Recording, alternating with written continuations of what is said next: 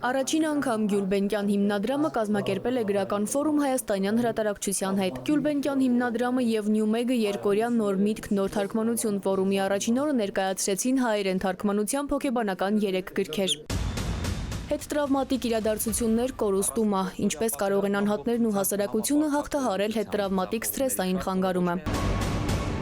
Երկրորդ օրվա խորագիրն էր աշխարհն ու մենք։ Ֆորումը սկսվեց արևելքի ու արևմուտքի հակամարտության մասին գլխավոր գրքի շնորհանդեսով։ Գրական ֆորումի շրջանակում մենք ոչ միայն ներկայացնում ենք նոր գրքեր, այլև պանելային քննարկումներ։ Հատկանշական է, որ արևելաբանություն գիրքը նաև արևմտահայերեն է։ Մենք գիտենք, որ բազմաթիվ մասնագետներ սպասում էին այս գրքի լույս ընծայմանը, եւ այս առիթով նաև պատե առիթ է, որպեսզի իրենք կարդան ոչ միայն գիրքը հայերեն, այլև հատկապես արևմտահայերեն։ Արևելաբանության եւ հասարակագիտության ամենաազդեցիկ ու բեկումնային հետազոտությունը Էդվարդ Սաիդի արևելաբանությունը կես դար անց միայն առաջին անգամ թարգմանվել է հայերեն։ 1978 թվականին հրատարակված արևելաբանություն օրիենտալիզմ գրքում մանրամասն ներկայացվում է Եվրոպակենտրոն նախապաշարումը արաբա-իսլամական ժողովուրդների նկատմամբ։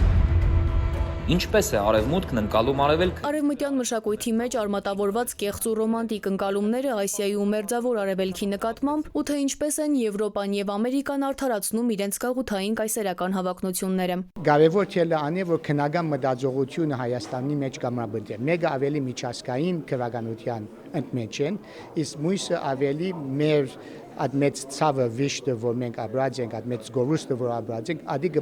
գմեկնապան է, բայց գմեկնապան է քիդական եւ քննական մտածողությամբ, այսինքն